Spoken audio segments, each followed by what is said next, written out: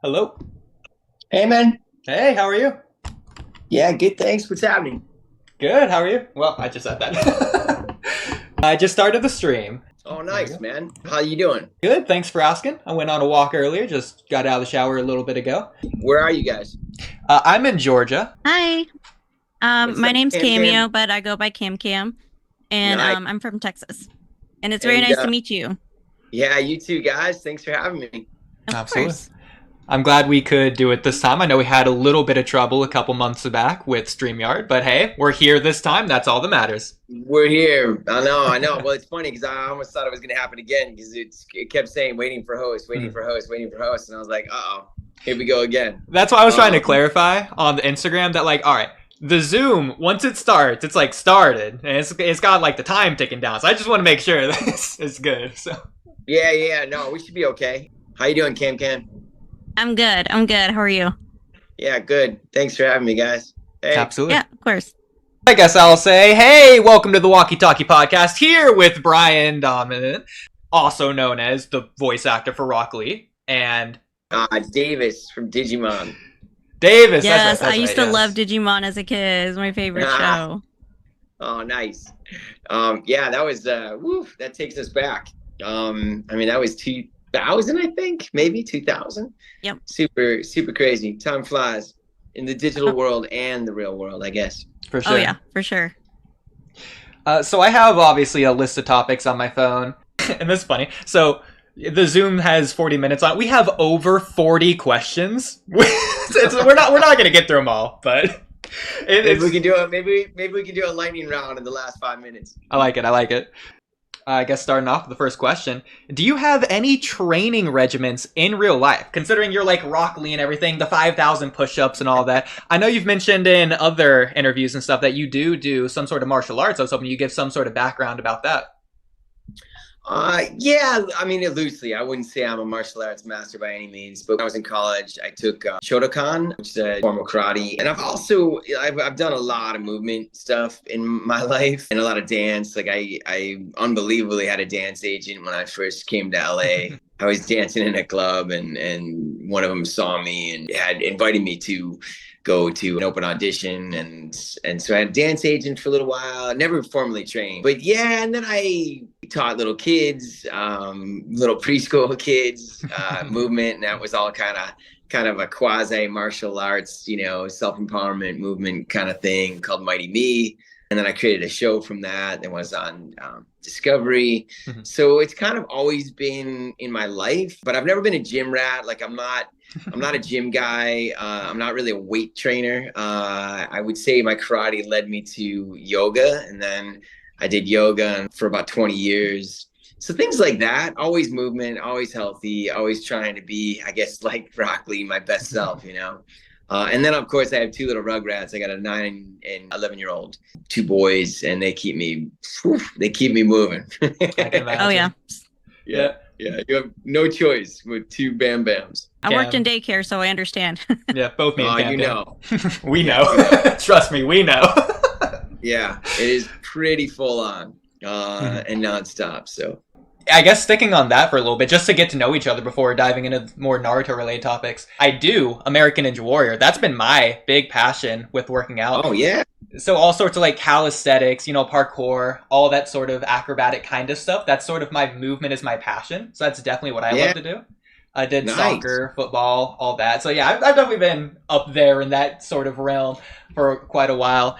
Kamui doesn't do anything in particular specific like I do, but he does do a lot of bodybuilding and weightlifting and all sorts of stuff like that. So he's very active as well. So that's that's why we started this podcast. We happen to be Naruto fans, but we really connected through our bond or connection of working out and just all sort of inspiration, real life things. It's called the Walky Talky podcast because the idea was both Kamui and I were going to be walking while we were talking on the podcasts.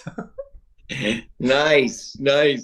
Yeah, well, I could stand up. I suppose we could do laps while we're talking. It's encouraged. I mean, who better than Rock Lee? Yeah. Well, I think, I love that connection between you guys. I think that's great. And I also think what's so great about Rock Lee and I think inspiring to a lot of people is that he's constantly trying to be his best self. And I think that's a really wonderful philosophy in life and a way to live in life, you know. And I don't think it's just physical, right? I think that's got to include the trifecta, right? The mental component and emotional component and the physical, of course. You know, so I think it's, you know, full-bodied and, you know, and what you eat and all of that, you know, all those things matter, right? You are what you eat, you are what you do. I think all that matters. And I think, you know, Rock Lee trying always to be his best self really exemplifies that or personifies that. And I think that's why he's also a fan favorite. If you like Rock Lee, you love Rock Lee. And I think that's the draw for a lot of people. And I feel very fortunate that I represent that, you know, or that's the character that, you know, I'm most well known for, because I think it's an important message. Yeah, I think the casting on that was absolutely perfect, because in a lot of ways you really are like the real life Rock Lee. You have a very inspiring story. I've heard it because I watched a lot of your interviews. In fact, I even watched your movie leading up to this. And stop me if I'm getting too personal, but the story told there was so beautiful. The connection between you two, your journeys were intertwined to tell one whole story, in my opinion. It was just great to see.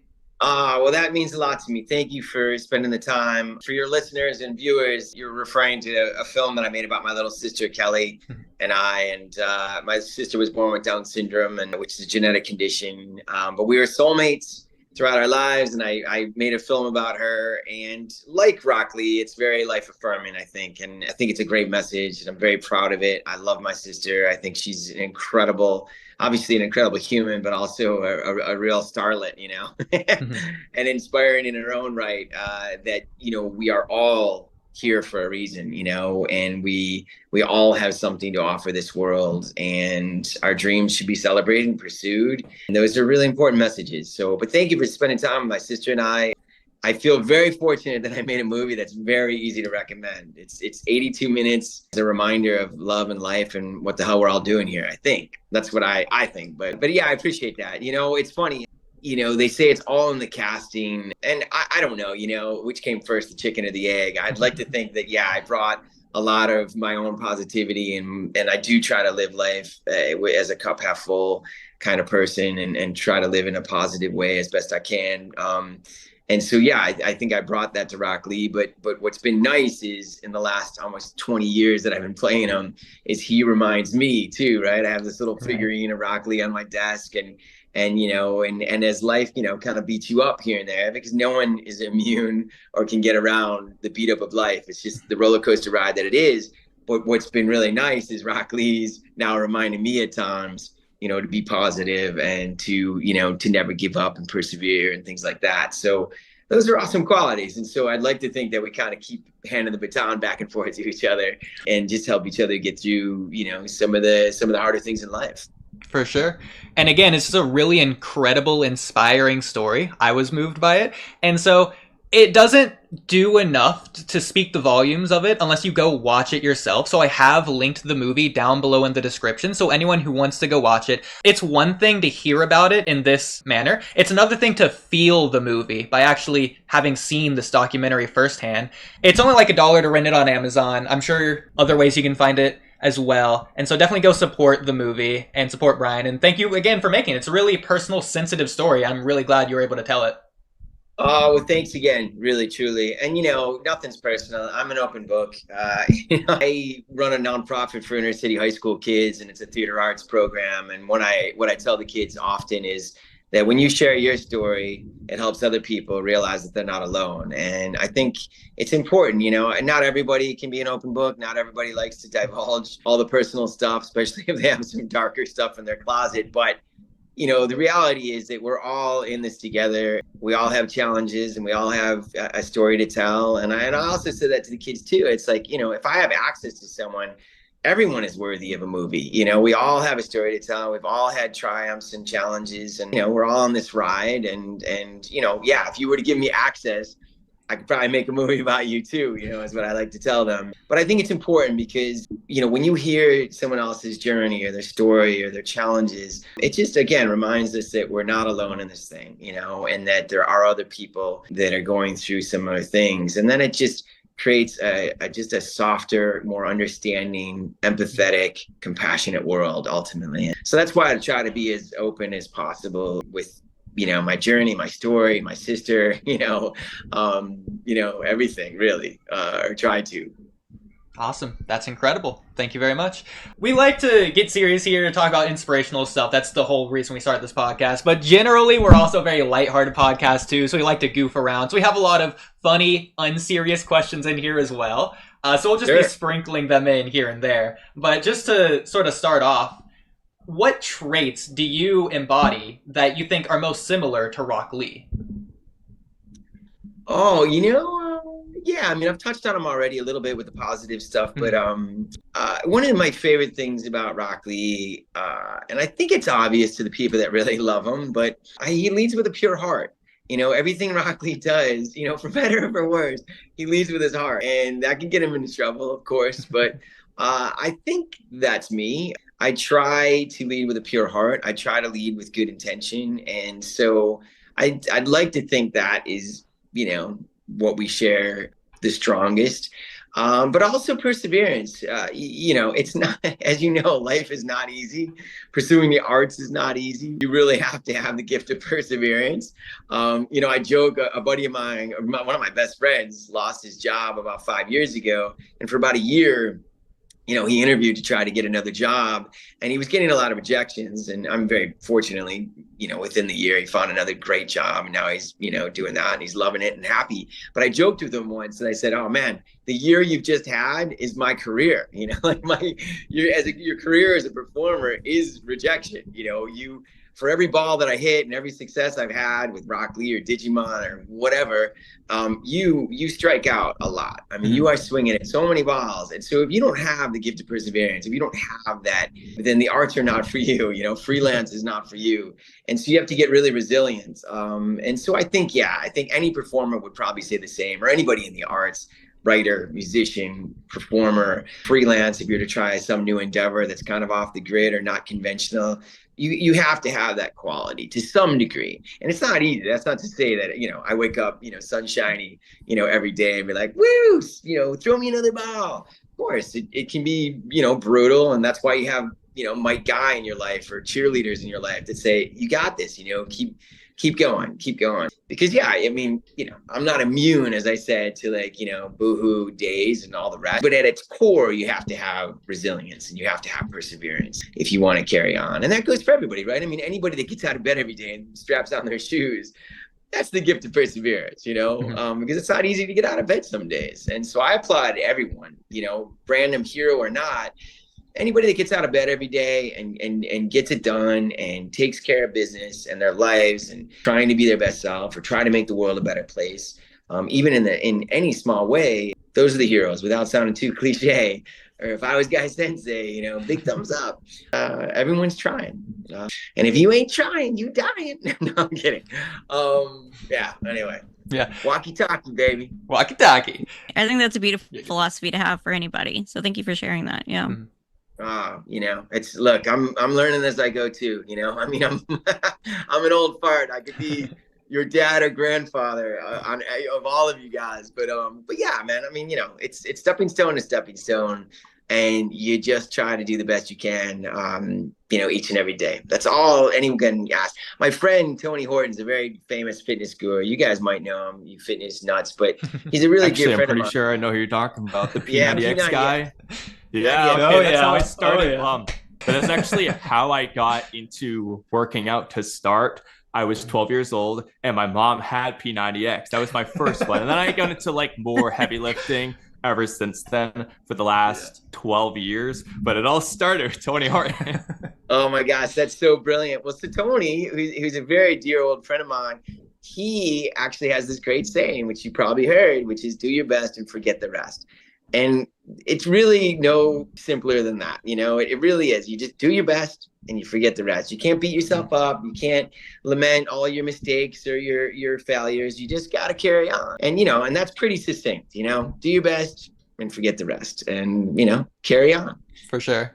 And I definitely think that you're someone who's extremely passionate. In fact, I would say to some extent, you share the same quality that I think me, Kamui, and Camcam also possess, that I guess also Rock Lee would have as well, is we would use the word maybe even obsessed going that far, to where once we have a vision, we have a direction and we're almost dead set on achieving it. So much so to the point that we might even surprise ourselves with how much so we're willing to focus on something. For example, Kimimaro is my favorite character in Naruto. No offense, of course, but... And so... So Kimimaro... So I have like a 3-hour video that I'm writing, just a character analysis. I don't know how I made it that long. It just is. That's amazing. I love it. Absolutely. So I was looking through your Instagram and I noticed that you talked to the Japanese voice actor who does Lee. I think it's, excuse my pronunciation, but it's Yoichi Masukawa. Yeah, we just met at WeebCon, actually. Yeah, and I was wondering what that experience was like and if you've met any other voice actors. Yeah, well, not Japanese voice actors, but, you know, obviously a lot of others, American, you know, English VOs. Yoichi's awesome. And it was such a cool thing to happen because so many fans had asked me, you know, through the years, have you ever met, you know, the original Rock Lee, the Japanese Rock, you know? And I was always saying no, of course. And then my agent, Celebworks, set it up, ended up like working through all the stuff, you know, because the Japanese culture is very different, obviously, but the Japanese culture for Comic-Cons and the way they handle their talent and the expectations and their contracts are very, very different. I mean, it's like night and day between how we do it and how they do it. And so they had to kind of work through some of that stuff. But once they did, he came to WeebCon, we met, it was great. He was actually really touched and moved and helpful, because I do a lot of stuff for charity, and it's not a big thing in their culture in this way anyway. And so he's really curious about, what? Because I asked him if he would sign some stuff, right? Because I thought it'd be really cool for the fans to have mine and his signature.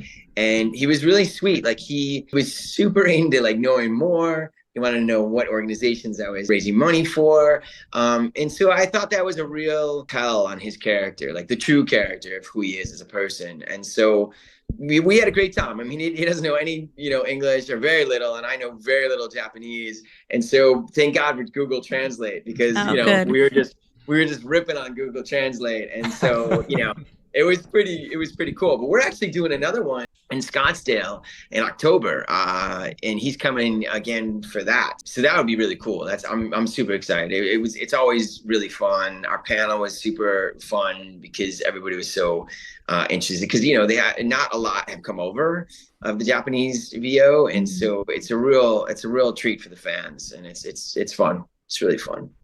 That's so cool. Speaking of voice actors, out of curiosity, have you met Michael Yershak, the voice actor for Obito and Toby? Yeah, he's a really dear friend of mine. Oh, cool. Yeah. Because we also talked to him on here. Oh, nice. He's awesome.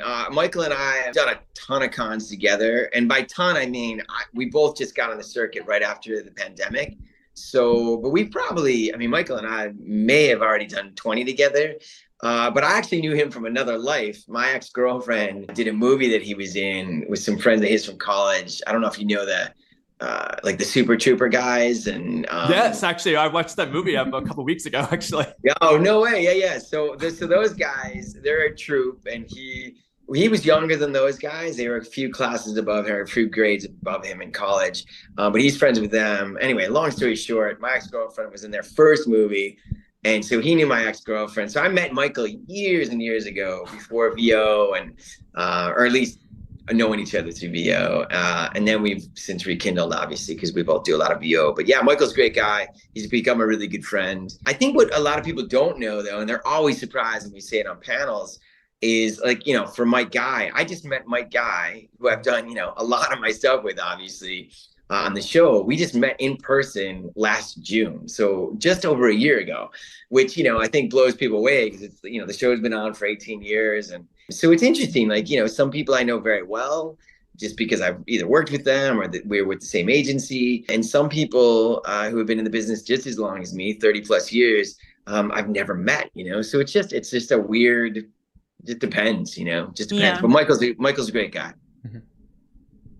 Now, when you first met the Mike Guy's voice actor, by any chance, did you guys just insist on, doing some wacky workout, like 500 laps around the practice field or running to the sunset? Did you guys like stay in character, or did you say, let's do anything but Naruto for this meeting? Yeah. If you know anyone that can do 500 push-ups in one go, you let me know. Yeah, no, we did not do 500 push-ups, but we did have a lot of fun. We were at Anime Riverside, which is actually here in California, and we had a blast. I mean, Skip, who plays the voice of, he's a real spirited dude too. I mean, he's super fun. And so we brought a lot of our we bring a lot of our characters to ourselves and vice versa. So we got on like that. I mean, it was awesome. There was a real chemistry there. And so we did a lot of the, obviously a lot of the very, very, the phrases that are most popular amongst the fans and stuff. And so we banter all day long. But recently there probably is video of him and I doing push-ups, because we have started doing push-ups at Comic-Cons or signings. Just kind of goofing off. So I'm sure you can find something somewhere. In fact, I think there's one viral one. There's a guy who plays Mike Guy. He's in a wheelchair in real life, and he does a lot of very viral videos playing Mike Guy and other characters too. But there is one of Mike and I and him and his girlfriend, and that one, I don't even know, millions and millions of views on TikTok and Instagram and stuff. So that's been really kind of fun, because I'm, as I said, I'm an old fart. So, all that media stuff and the virals and, I don't really know much about that world other than watching the numbers go. And I don't, the only time that ever happens to me is when someone else does the video. Yeah, that's awesome. But that's really cool. Yeah, there's a couple out there. It's pretty fun. This should be like an introductory question, but how did you get into voice acting? I'll give you the very quick abridged version, because, it's as I said, stepping stone to stepping stone. But for me, I did, plays and little skits in elementary school, middle school, and then high school I did musicals. And then in college, though, I think was kind of a real turning point for me, because I did a play called Inherit the Wind. And Jack Riley, who is a pretty well-known voice guy and actor in Hollywood, he came back to the university because it's where he graduated from years prior, and it was the 100th anniversary. We did Inherit the Wind, and I was able to meet Jack then. And so I slept on his couch when I first got to Hollywood. But the other part of the story is, throughout my college years, I was a DJ on the radio station for the university. And that, I think, really helped me hone my craft and working the mic, because a lot of people go, it seems so easy. They just, leaf hurricane, but I think what people don't realize or understand necessarily is that, you have to be a good actor too, right? So you have to kind of have the core base of acting. And then of course you have to have an interesting voice or a deep voice or whatever it is. But you got to kind of bring those together, and then you have to figure out how to do it alone in a room by yourself. As I said, Mike Guy and I were never in the room together. We never acted with each other, but we brought this rapport because, we both know how to act. Those years on the air and as a DJ with the mic, that was really helpful for me. And so when I did come out to Hollywood, I had spliced and diced a tape from those days, a reel, if you will, like, a sampling of my work, and then passed that around. I think I made 35 of them and passed them to agents and casting directors. And I finally got a nibble from a casting director and did a radio commercial for McDonald's. And then I got an agent, my first agent. And, so it was just kind of like dominoes, sometimes fast, sometimes slow. I mean, I waited tables for years, like every other actor. But yeah, it was those years. And that's kind of how I got into it. Yeah, so I would say that is persevering. Yeah. Perseverance. Yeah, exactly. In your time in the industry, I'm assuming you've done different types of roles. So Rock Lee in particular is definitely like an inspirational, protagonistic hero, comedic character.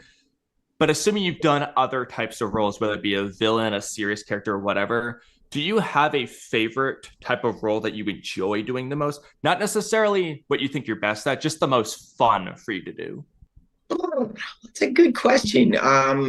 It's hard not to mention Rock Lee in that answer, because it's very rare for an actor, a performer, to have a relationship for that long with a character, and to be able to develop a character for that long, to grow with a character, because he becomes an adult, and I went from my 30s to my 50s, and I lost people in my life, I gained people in my life, now I have 2 kids, and so there's a real like weave between Rock Lee and I that it's almost impossible.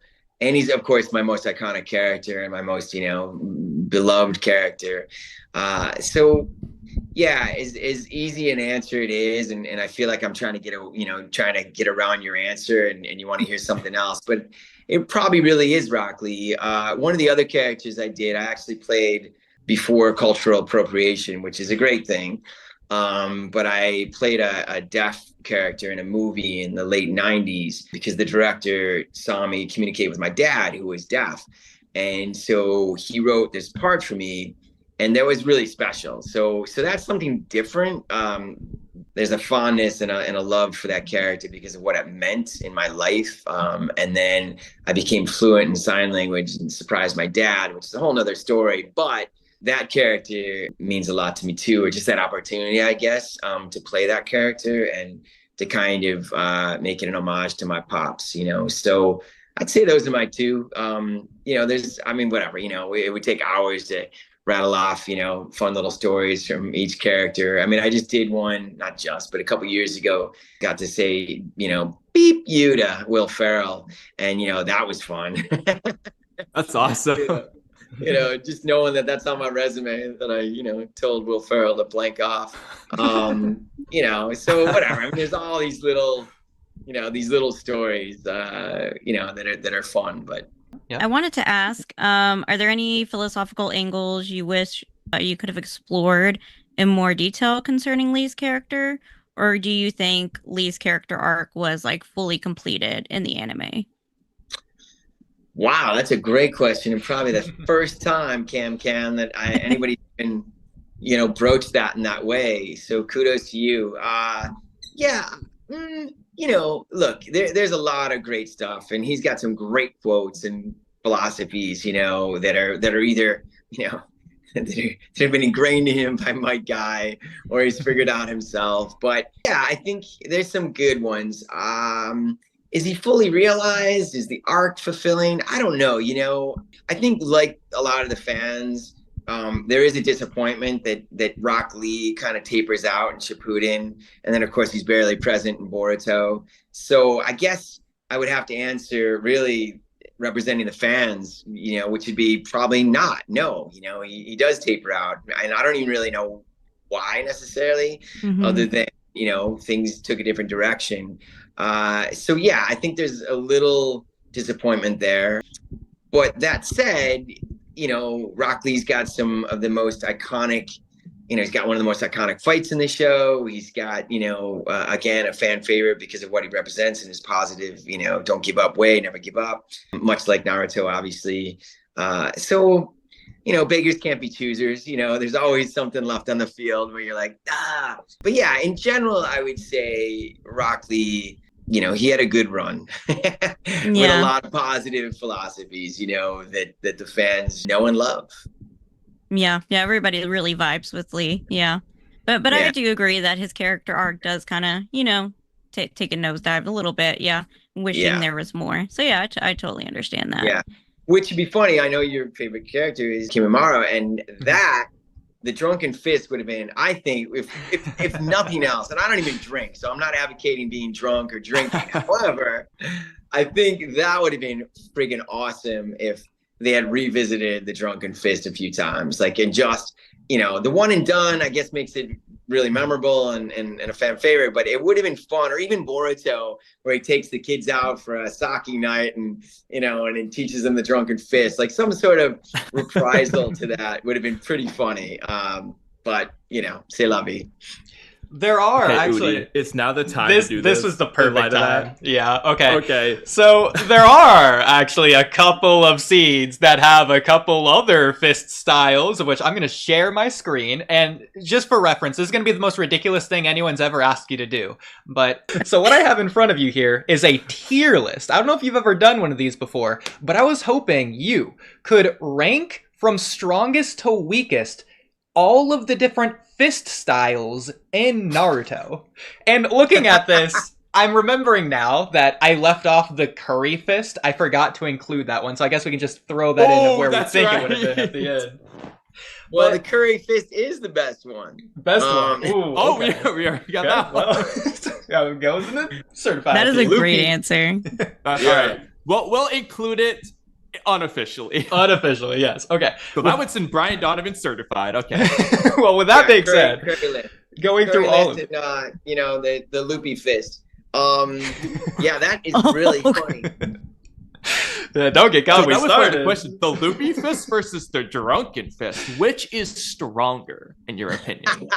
Well, it's funny is the loopy fist and the drunken fist were really broadcast versions because we couldn't say drunken and we couldn't say sake in the broadcast. So that became the loopy fist as opposed to the drunken fist, and sake became medicine. Yeah, and that was really just to appease the broadcast because we couldn't say those things. So it's really interesting. And I always hated doing the alts because I was like, oh my gosh, why can't this is silly. But we had a bunch of those throughout the series that we had to kind of do for broadcast. But that's really funny. Like I haven't seen some of these images in like decades. Really brings it back. Yeah. Yeah. Oh my gosh. Yeah. It takes me back. And I couldn't even name them. But that's really, really that's funny. Where we come in. Yeah, I got you. Don't worry. They know. I don't know, but they know for sure. So we have, and I'll just go in order. We have the gentle fist. That one's pretty obvious. We have I don't know if you even know this, but your character does have a fist style name. Your character style is coincidentally called the strong fist. Yeah, to just go against the gentle fist. So. Nice. Then, of course, we have the drunken fist, the loopy fist, the seasick fist. Oh, nice. The anxiety fist. That's all the Rock Lee styles besides the curry fist. We also have, I also just added the expansive fist. A stone fist. Apparently, I didn't even know this was a thing. As well as a boiling fist. Apparently, this is just in the manga. I don't remember this, but it exists. So there you go. That is hysterical. So wait, what's the one after loopy fist? The seasick fist. Oh my God. When they're on the canoe. That is hysterical. All right, well, I'm going to go with curry fist still. Okay, curry fist is the strongest. But I would argue, I suppose if you did this as a true panel discussion or vote, I would imagine most people would say the drunken fist would be my guess. You know what? A classic. I'll have it be a tie at Brian Donovan certified. I mean, the curry fist was going up against Raiga, one of the 7 ninja swords, and he was bodying him. So, I think he's got the right pick with curry fist, not going to lie. Yeah. Well, and that wasn't even, you didn't even get to the bathroom. So who knows what was happening in the bathroom. Yeah. We should settle in on our last 2 questions. Probably, I guess, the more important ones then. Yeah. We don't have enough time. So the first one, how would you describe Rock Lee's message as a character? Just in your own words, what is the message of Rock Lee for the audience? Never give up and always lead with a pure heart. Yeah, that would be, at least that's my interpretation and what I've come to love. So, never give up and always lead with a pure heart. If you could somehow ingrain that in yourself, that's pretty good living, because, really at the end of the day, when we're all on our deathbed, you want to know that you gave it all you got. And you want to know that you led with, good intention, I would think, so yeah. I was going to ask you if you could tell your character one thing, what would it be? I know who your mama is. No. I don't know. It's so funny with Rock Lee. Like, no one really knows who his mom was or his dad, and there's all this stuff online. And now, of course, no one really knows who Metal Lee's mom is. So it's a funny. I don't know why they chose to make it so mysterious with Rock Lee and not really give him a true origin story, or Metal for that matter. And I don't know. I don't know if they were just goofing off and they decide, oh, that's kind of funny, and we'll never really tell anyone. But yeah, I think that's just funny, and everyone asks, of course, like is Guy your dad? And like, I don't know, man, or who's 10, is it 1010? Is that Metal's mom? And I was like, probably. I don't know, but yeah, what would I tell him? I'd maybe or ask him like, well, who do you think your dad is? Yeah. Yeah, I knew it was going to cut out any second now. All right, that's fine. Well, thank you for Brian Donovan for coming on. Yeah, I knew that was going to happen any second there. That's okay. Well, he didn't necessarily get to say goodbye, but at least we do. Yep. Well, again, thanks to Brian Donovan for coming on. And linked in the description below is his Instagram. And so again, this is linked in the description below. This is where he would like you to go check him out. So go ahead, give him a follow. Say, hey, the Walky Talky podcast sent you. Hey, you should go back on there. That's a good idea, right, Brian? I know, because we got more questions. Well, but again, that's Brian Donovan, voice actor Rock Lee. Thank you once again for coming on, even though you probably can't hear me right now, but maybe he's listening right now. I don't know. Thank you for coming on. Again, link in the description below to his Instagram. Definitely go follow him. Shout us out if you want, I guess. And yeah, there you go. I guess that's the end. All right. So many questions. Hang with the cool kids. Darn Chicago, that's crazy. Like sub versus dub. I'm like, I don't even know what to say for this one. This wasn't my question. I was like, how do I start this? How many questions did we ask? Like 6? 5? I'm 40. I was glad that he didn't say anything about hard work versus talent, but I was like, I'm not even gonna go on it. Like, I was like, I'm just gonna let him answer his question. But I would have liked to have talked about like what is the genius of hard work versus talent and stuff. Yeah. I feel like that is a bit of a longer topic anyways, so we should probably get him on for more than 40 minutes. I liked his answer about perseverance. Like, another thing I would have been fine with him saying would have been something along the lines of, it's not about like beating talent, it's just that no matter what, if you work hard, you can be great, which is the point of the splendid ninja. So he's a great ninja, no matter what, because he worked hard, which is basically the same thing. I can see why people say that. And in fact, in like a panel at a convention, he's said it before off the top of his head. Pretty sure he also acknowledged that he doesn't think it, so he said both. But to be fair, I'm going to say that's like a slip of the mind, or maybe he was just informed afterwards. But because I feel like that's something that we have done. Just not even thinking about it. Like, oh yeah, it's hard work versus talent. I mean, it's easy to come to that conclusion. I can see how people came to that.